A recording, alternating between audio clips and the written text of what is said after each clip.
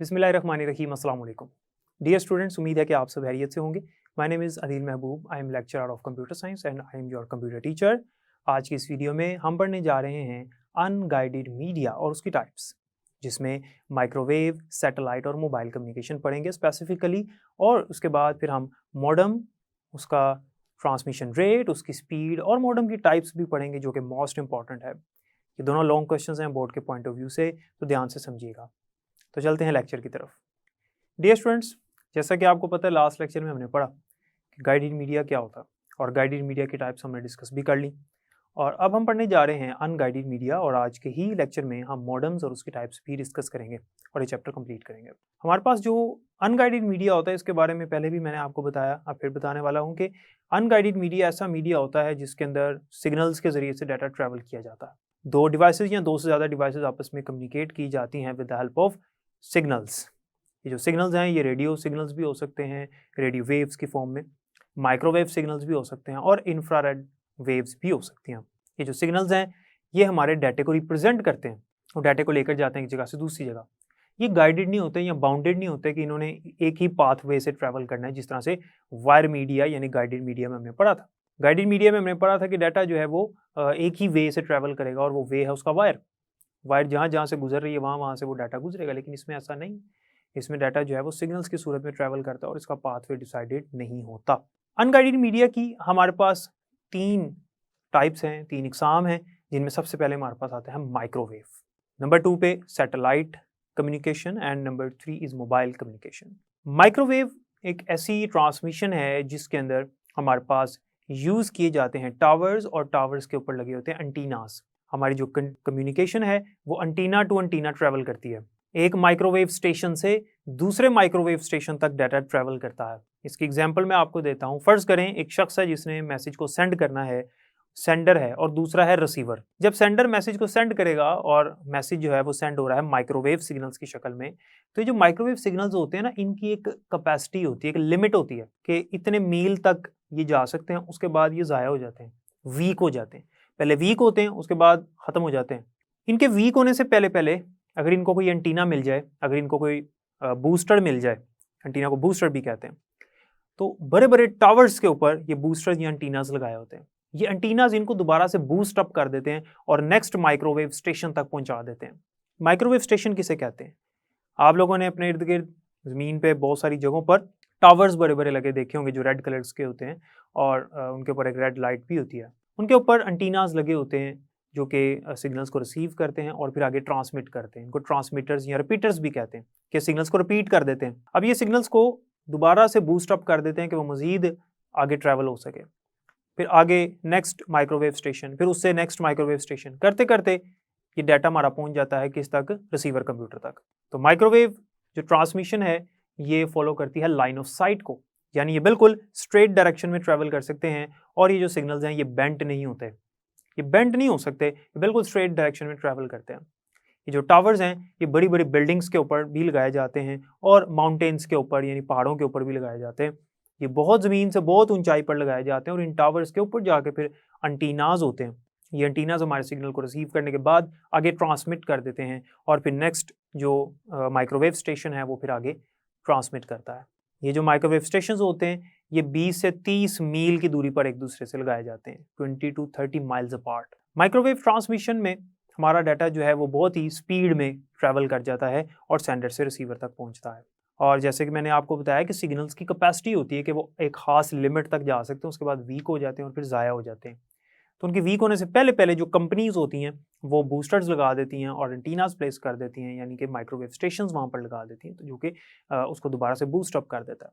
यही वजह है कि वो इलाके जहाँ पर उनके करीबी कोई बूस्टर्स वगैरह, एंटीनास या टावर्स नहीं होते, उन इलाकों में सिग्नल्स नहीं आते, या आए भी तो बहुत वीक आते हैं। जैसे गाँव के इलाकों में, दूर दराज इलाकों में, अब तो यार हर जगह पे उन्होंने टावर्स लगा दिए हुए हैं कंपनीज ने, लेकिन फिर भी जहाँ पर आज भी कुछ ऐसे इलाके मौजूद हैं जहाँ पर सिग्नल सही नहीं आते, उसकी वजह ये है कि उनके करीबी कोई टावर नहीं। जब तक उन तक सिग्नल पहुँचते हैं तो सिग्नल बहुत वीक हो चुके होते हैं, तो उनको आवाज़ भी सही नहीं आती, अगर फ़ोन पे बात करें तो, या मैसेज भी सही तरह से नहीं पहुँचता। तो ये होती है माइक्रोवेव ट्रांसमिशन। माइक्रोवेव ट्रांसमिशन के बाद नेक्स्ट आता है हमारे पास satellite communication. Dear students, satellite क्या होती है आपको पता है? ये एक मशीन है जो कि इस दुनिया से, इस ग्लोब से बाहर स्पेस में छोड़ दी जाती है एक ख़ास ऑर्बिट में। सैटेलाइट को स्पेस में यानी दुनिया से बाहर जहाँ पे force of gravity, force of friction मौजूद नहीं है, वहाँ पे स्पेस में जाकर सैटेलाइट को छोड़ दिया जाता है। सैटेलाइट जो होती है ये चूँकि स्पेस में कोई फोर्स ऑफ ग्रेविटी या कोई फोर्स ऑफ फ्रिक्शन नहीं है, तो सैटेलाइट जिस ऑर्बिट में छोड़ी जाती है उस ऑर्बिट में रहती है। अब होता ये है कि जो सैटेलाइट है वो ज़मीन से ही सिग्नल को रिसीव करती है और ज़मीन पे ही ब्रॉडकास्ट कर देती है। इस कॉन्सेप्ट को ज़रा समझिएगा। होता ये है कि ज़मीन से जिसने अपना चैनल दिखाना है, चैनल का शो दिखाना, फॉर एग्जांपल एक चैनल है जो टीवी चैनल्स होते हैं और उस चैनल ने अपने एक लाइव शो दिखाना है, तो उनकी अपनी एक सैटेलाइट है या सैटेलाइट उन्होंने ली हुई है रेंट पे, तो वो सैटेलाइट के साथ कनेक्टेड है। ज़मीन से सिग्नल्स पास आउट करेंगे अर्थ से बाहर स्पेस में सैटेलाइट को, सैटेलाइट वो सिग्नल रिसीव करेगी। इस प्रोसेस को कहते हैं अपलिंक। जब ज़मीन से सिग्नल जाते हैं सैटेलाइट तक, इसे कहते हैं अपलिंक, और जब सैटेलाइट ज़मीन की तरफ सिग्नल वापस भेज देती है इसको कहते हैं डाउनलिंक। तो एक पॉइंट से, एक अर्थ स्टेशन से, जहाँ से सिग्नल आए इसे अर्थ स्टेशन कहते हैं। आपने वो डिशेस देखी होंगी मुख्तलिफ जगहों पर, पहले लोगों ने अपनी छतों पर भी लगाई होती थी डिशेस, अब मुख्तलिफ आपने न्यूज़ चैनल्स की वैन्स के ऊपर देखी होंगी। अब खैर हम लोग नहीं लगाते, अब केबल ऑपरेटर्स जो हैं वो इसी चीज़ को खुद ही मैनेज करते हैं और हमसे सिर्फ रेंट लेते हैं केबल का, तो वो चैनल्स को मैनेज करते हैं और डिशेस उन्होंने लगाई होती हैं, वो इस चीज़ को देखते हैं। तो ज़मीन से जो डिश के ज़रिए से सिग्नल्स आते हैं सैटेलाइट तक, तो वो जो ज़मीन का पॉइंट है, वो जो प्लेस है ज़मीन पे इस दुनिया में, उसे कहते हैं अर्थ स्टेशन, ठीक है। और वो जो अर्थ स्टेशन है वहाँ से जब सिग्नल आता है सैटेलाइट को, इसे कहते हैं अपलिंक, और सैटेलाइट दुनिया में फैला देती है। ब्रॉडकास्ट का मतलब होता है फैला देना, नशर कर देना। सैटेलाइट पूरी दुनिया के जितने भी अर्थ स्टेशन है उसकी रेंज में, उन तमाम अर्थ स्टेशन यानी जहाँ जहाँ डिशेस लगी हैं उनको सिग्नल भेज देती है, वो उसको रिसीव करते हैं और फिर हमारे टीवी पे वो चैनल हमें नजर आता है। और ये बहुत स्पीडीली काम होता है, इतना स्पीडीली होता है कि 2 से 3 सेकंड का सिर्फ वक्फा आता है और हमें ऐसा लगता है हम लाइव शो देख रहे हैं। तो ये होती है सैटेलाइट कम्युनिकेशन। अब सैटेलाइट को ज़रूरत भी तो होती है ना बिजली की, इलेक्ट्रिसिटी की ज़रूरत है, जाहिर सी बात है, मशीन है, तो वो फिर कैसे काम करती है। तो उसके साथ सोलर पैनल्स लगाए होते हैं, आप डायग्राम में देख सकते हैं। उसके साथ सोलर पैनल्स होते हैं और वो जो है वो खुद ही इलेक्ट्रिसिटी प्रोड्यूस करते हैं सूरज की मदद से, और जो रेज़ होती हैं सूरज की, और फिर उससे जो है वो ऑपरेट करते हैं। सैटेलाइट जो है वो असल में जब ज़मीन से सिग्नल रिसीव करती है तो ज़मीन की तरफ ही वापस नहीं फेंकती। अब होता ये है कि सैटेलाइट जो है उसका रुख उन्होंने मून की तरफ, चाँद की तरफ किया हुआ। तो जब ज़मीन से सिग्नल सैटेलाइट रिसीव करती है तो उन्हीं सिग्नल्स को मून की तरफ ट्रांसफ़र कर देती है, और चाँद से टकराने के बाद सिग्नल जो है वो बाउंस बैक होते हैं अर्थ की तरफ और ज़्यादा स्पीड में होते हैं। चाँद की ये सलाहियत है। तो वो जब टकरा के ज़मीन की तरफ आते हैं, ज़्यादा स्पीड में आते हैं, तो सैटेलाइट को ज़्यादा एनर्जी की फिर ज़रूरत नहीं है, क्योंकि सैटेलाइट ज़मीन की तरफ नहीं ट्रांसमिट करती, वो मून की तरफ ट्रांसमिट कर देती है। ये जो टाइम लगता है सिग्नल्स का सैटेलाइट से मून की तरफ जाना और मून से ज़मीन की तरफ आना, ये सिर्फ 2 सेकंड्स का होता है। इतनी स्पीड है सिग्नल्स की ट्रांसमिट होने की सैटेलाइट में, सिर्फ 2 सेकंड का होता है। ये जो वक्फा आता है थोड़ा सा, ये जो डिले आता है 2 सेकंड्स का, इसको कहते हैं सैटेलाइट डिले।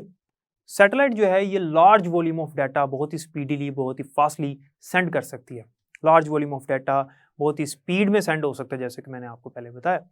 लेकिन इसका मसला ये है कि जो बैड वेदर होता है, अगर मौसम सही ना हो, मौसम की ख़राबी हो, तो इसके सिग्नल्स पे बड़ा अफेक्ट पड़ता है। और याद रखिएगा कि सैटेलाइट जो है वो ज़मीन से 23,300 मील की ऊंचाई पर जाकर प्लेस की जाती है। इतनी ऊंचाई पर सैटेलाइट लगाई जाती है। सैटेलाइट जो है वो अर्थ स्टेशन से सिग्नल को रिसीव करके बाकी अर्थ स्टेशंस को ब्रॉडकास्ट करती है। और याद रखिएगा सिर्फ लाइव टेलीकास्ट वगैरह नहीं, बल्कि हम जो एक दूसरे के साथ वीडियो कॉन्फ्रेंस करते हैं, व्हाट्सएप वगैरह और फेसबुक पे लाइव आ रहे होते हैं या यूट्यूब पे लाइव आते हैं, ये सब सैटेलाइट के ज़रिए से है। सैटेलाइट के ज़रिए से हमारा गूगल मैप चल रहा होता है, और सैटेलाइट के ज़रिए से हम लोकेशन ट्रैक कर रहे होते हैं, और सैटेलाइट के ज़रिए से ही वेदर के बारे में जो है वो प्रेडिक्शन की जाती है। तो ये सैटेलाइट की मदद से ही है। सैटेलाइट के बाद जो नेक्स्ट हमारे पास अनगाइडेड मीडिया है वो है मोबाइल कम्युनिकेशन। मोबाइल कम्युनिकेशन जो है ये एक ऐसी कम्युनिकेशन है जो शॉर्ट डिस्टेंसेस पर होती है, और ये एक सेलुलर कम्युनिकेशन है।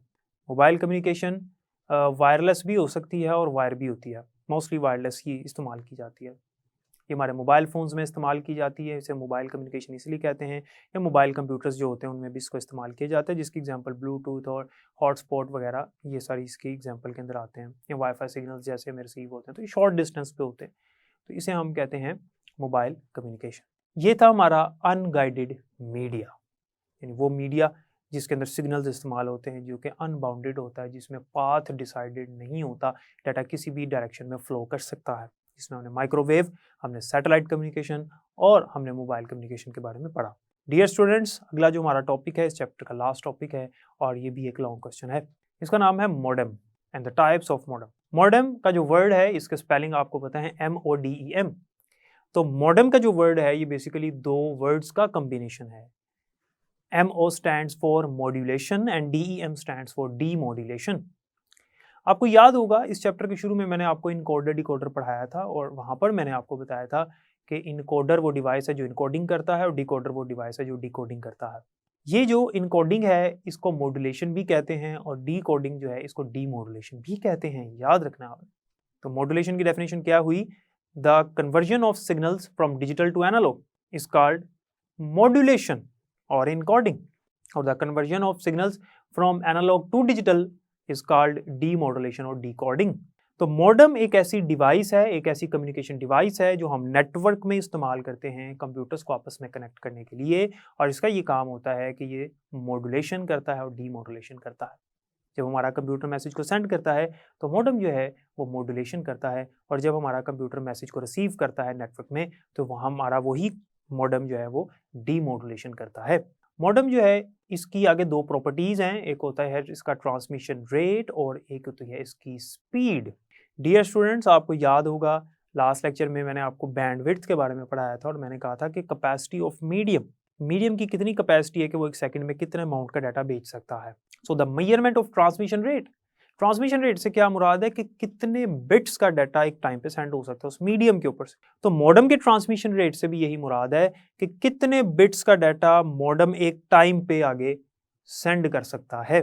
तो मॉडेम का जो ट्रांसमिशन रेट है वो जितना ज्यादा होगा उतने ज्यादा अमाउंट का डाटा एक टाइम पे आगे सेंड हो सकेगा, और अगर इसका ट्रांसमिशन रेट कम है तो इसकी स्पीड भी ऑटोमेटिकली कम हो जाएगी क्योंकि कम अमाउंट का डाटा आगे जा रहा है। तो इसे कहते हैं इसका ट्रांसमिशन रेट। इसके बाद मॉडेम की स्पीड है, और याद रखिएगा अभी मैंने बताया मॉडेम क्या काम कर रहा है, मॉड्यूलेशन और डीमॉड्यूलेशन, यानी डिजिटल सिग्नल्स को एनालॉग में कन्वर्ट कर रहा है और एनालॉग को दोबारा डिजिटल में कन्वर्ट कर रहा है। तो मॉडेम एक्चुअली जब कन्वर्जन करता है सिग्नल्स की डिजिटल से एनालॉग और एनालॉग से डिजिटल, तो कितने बिट्स का डाटा वो एक टाइम पे कन्वर्ट कर सकता है, इसको उसकी स्पीड कहते हैं। बुक में मेंशन है कि 2400 बीपीएस मॉडेम्स जो हैं वो स्लो होते हैं, 2400 बीपीएस। और याद रखिएगा मॉडेम की जो स्पीड है वो मेजर की जाती है किस यूनिट में? बीपीएस में। बीपीएस स्टैंड फॉर बिट्स पर सेकंड, क्योंकि यहाँ पर स्मॉल बी है, आपको याद होगा चैप्टर 1 में मैंने पढ़ाया था कि जो स्मॉल बी है वो बिट को रिप्रेजेंट करता है और कैपिटल बी जो है वो बाइट को रिप्रेजेंट करता है। तो BPS स्टैंड फॉर बिट्स पर सेकंड। तो ये जो हमारा मॉडेम है ये 2400 BPS स्पीड वाला भी होता है लेकिन ये स्लो है, जबकि 9600 BPS वाला मॉडेम जो है वो फास्ट होता है as compare to 2400 BPS modem. ये इसकी स्पीड है, और अगर इसकी स्पीड ज़्यादा होगी मॉड्यूलेट करने की, यानी डिजिटल को एनालॉग में कन्वर्ट करने की, ज़्यादा बिट्स का डाटा ये कन्वर्ट कर रहा है, तो फिर ऑटोमेटिकली मॉडेम जो है हमारा फास्ट कंसीडर किया जाएगा। तो मॉडेम की ये दो प्रॉपर्टीज़ अगर हम देखें, इसका ट्रांसमिशन रेट और इसकी स्पीड, अगर ये दोनों फास्ट हैं तो हम कहेंगे मॉडेम हमारा फास्ट है और मॉडेम हमारा एफिशिएंट है। लेकिन अगर ये दोनों स्लो हैं, दोनों कम हैं, तो हम कहेंगे कि ये लेस एफिशिएंट है। अब आते हैं मॉडेम की टाइप्स के ऊपर। मॉडेम की हमारे पास 3 टाइप्स होती हैं। Number 1 is external modem, number 2 is internal modem and number 3 is wireless modem. तो सबसे पहले हम इंटरनल मॉडेम की बात करते हैं। ऐसा मॉडेम जो कि कंप्यूटर सिस्टम के अंदर लगा होता है और एक्सपेंशन स्लॉट के साथ लगा होता है, जिस तरह से हमारा वीडियो कार्ड लगा होता है, जिस तरह हमारा ग्राफिक कार्ड लगा होता है, जिस तरह हमारी रैम लगी होती है, जिस तरह हमारा NIC कार्ड लगा होता है कंप्यूटर के अंदर एक्सपेंशन स्लॉट के अंदर। तो इंटरनल मॉडेम जो है वो कंप्यूटर सिस्टम के अंदर लगा होता है। ये एक सर्किट बोर्ड होता है। It is just like a circuit board which is inserted into expansion slot inside the computer system on the motherboard। तो मदरबोर्ड के ऊपर जो एक्सपेंशन स्लॉट है उसके साथ फिक्स हो जाता है और इसको निकाल के दूसरे कंप्यूटर में लगाना इतना आसान नहीं होता, डिफिकल्ट होता है। ये जो मॉडेम है ये पुराने मॉडेम्स थे, अब खैर इतने ज़्यादा इस्तेमाल नहीं होते।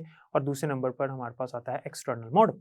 एक्सटर्नल मॉडेम जो है ये हमारे कंप्यूटर्स के साथ अटैच होता है एक्सटर्नली, यानी बाहर लगा होता है, कंप्यूटर के अंदर नहीं होता, लेकिन ये कंप्यूटर के साथ अटैच होता है थ्रू वायर। इसके साथ एक वायर होती है जो कंप्यूटर के साथ लगी होती है और फिर ये काम कर रहा होता है। ये एक्सटर्नल मॉडेम होता है जो कि कंप्यूटर के बाहर मौजूद होता है। इसके साथ कोई एंटीना वगैरह नहीं होता। कुछ मॉडेम्स आपने देखे होंगे जिनके साथ एंटीनास वगैरह होते हैं, इसके साथ नहीं होता क्योंकि ये थ्रू वायर कनेक्टेड होता है कंप्यूटर के साथ और एक्सटर्नली मौजूद होता है, कंप्यूटर से बाहर पड़ा होता है। पोर्ट के साथ इसको कनेक्ट किया जाता है कंप्यूटर के साथ। और नंबर 3 पे और लास्ट जो मॉडेम की टाइप है वो है वायरलेस मॉडेम। वायरलेस नाम से आपको पता चल रहा है कि ये वो मॉडेम है जो होता तो कंप्यूटर के बाहर है लेकिन वायरलेसली कंप्यूटर के साथ अटैच होता है। ये मोस्टली सेलुलर टेक्नोलॉजीज में इस्तेमाल किया जाता है, मोबाइल फ़ोन कम्युनिकेशंस में, वाईफाई में इस्तेमाल किया जाता है और इसके साथ एंटीना भी लगा होता है। इनके साथ एंटीना होता है और ये कंप्यूटर के साथ कनेक्टेड होते हैं वायरलेसली। इनके साथ वायर नहीं लगी होती। इनके अंदर स्मॉल लाइट वेट बैटरीज भी होती हैं जो कि इनको चार्ज भी रखती हैं। ऐसे मॉडेम वायरलेस मॉडेम्स कहलाते हैं और इनको फ्रीक्वेंसी रेडियो मॉडेम्स भी कहा जाता है। उम्मीद है कि मॉडेम और उसकी टाइप्स की आपको समझ आ गई होगी। बाकी इंशाल्लाह हम नेक्स्ट लेक्चर में पढ़ेंगे। डियर स्टूडेंट्स, जैसा कि आपने देखा कि हमारे पास माइक्रोवेव सिग्नल्स जो हैं वो किस तरह से काम करते हैं। सैटेलाइट के बारे में बहुत सी इंटरेस्टिंग चीज़ें आपको पता चल गई और मोबाइल कम्युनिकेशन भी हमने पढ़ा। इसके बाद मॉडेम वाला टॉपिक हमने डिस्कस किया जो कि एक बड़ा अहम टॉपिक था और इसके अंदर ट्रांसमिशन रेट और स्पीड के बारे में हमने पढ़ा और मॉडेम की टाइप्स हमने पढ़ी, जिसमें हमने इंटरनल मॉडेम, एक्सटर्नल मॉडेम और वायरलेस मॉडेम के बारे में डिस्कशन की। उम्मीद है कि आज के लेक्चर की आपको अच्छी तरह से समझ आ गई होगी। बुक से एक दफ़ा रीड कीजिएगा और इसको याद भी कीजिएगा। बाकी इंशाल्लाह नेक्स्ट लेक्चर में पढ़ेंगे। अपना ख्याल रखिएगा और मुझे भी दुआओं में याद रखिएगा। अल्लाह हाफ़िज़।